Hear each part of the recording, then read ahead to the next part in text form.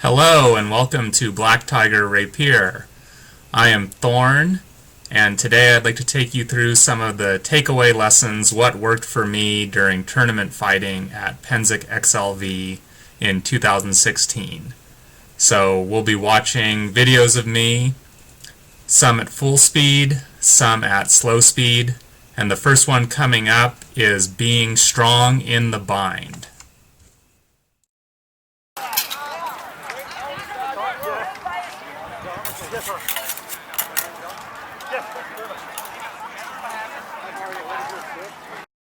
Okay, so a lot was happening there at the end. Let me break it down for you. It might look like I got hit. I did not. I'm in the gold and black checkered hood.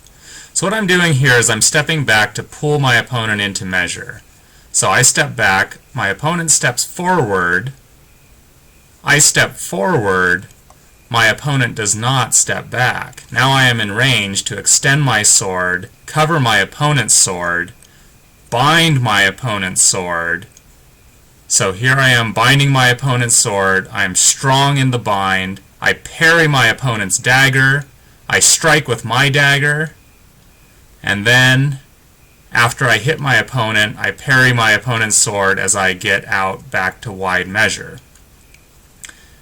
Now my opponent actually did the right thing by maneuvering to weaken my bind. So go back and see how my opponent did that and what I did to counter when my opponent did that.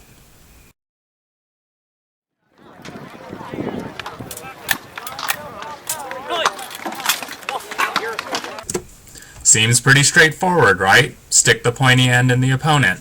Again, I'm the one in the gold and black hood. This is what my fencing master, Joseph von Blade, refers to as a breakdown, and he and I do breakdown drills. The purpose of the drill is to attack, recover, cross parry, riposte, and repeat, each of you repeating until one or the other breaks down. The goal of this drill is to learn to maintain your composure and maintain your guard during a punch-out situation. I maintained my composure, maintained my guard, and my opponent did not.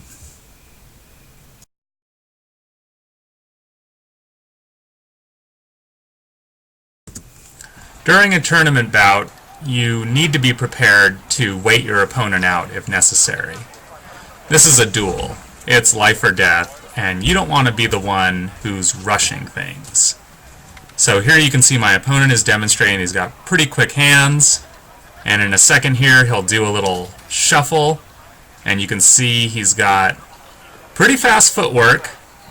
So I'm prepared to probe a little bit, but ultimately what my strategy ends up being with him is boring him to death. So he wants to keep wide measure, he can keep wide measure. I'll continue to probe. I may see an opening and take a shot, but I am not going to get in a punch out with this guy.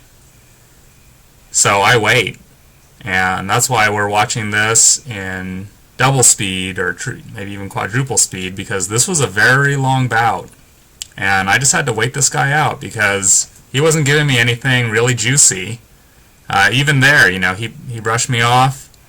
So here we'll slow it back down, and you can see he's a lot more aggressive now. He's a lot closer in. He doesn't like that this fight is going on so long. And here he comes, and there he goes.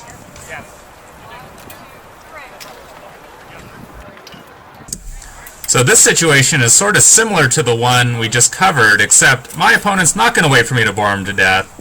He is going to come after me right out of the gate, and you can see he is tossing shots. And I am being careful, backing up, keeping wide measure, and letting him come to me. Because eventually, the one that's more aggressive is going to end up getting themselves stuck by a stop thrust, or you might call it a counterpunch right there.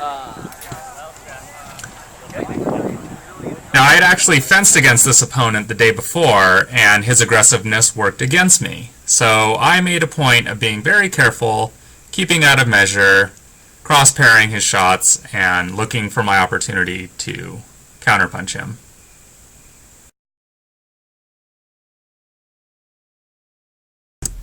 So we're watching this in half speed. My opponent in the white and black is fighting Case in a tournament with two of the longest blade lengths you can have and holding those by the pommel of a long handle. Now I press a bad situation and we end up doubling. What I want to point out is look at my opponent's sword. It bent inelastically against me. My opponent hit me so hard. Now, admittedly, I was moving forward, I was lunging in. My opponent hit me too hard. I took it. The important thing is that we had two more passes after this, and I did not let that stiff hit bother me. I did not let it keep me unfocused or intimidate me. And I was able to persevere through those other two passes and do pretty dang good in this final bout of the Roses tournament. Hey, thank you all so much for watching.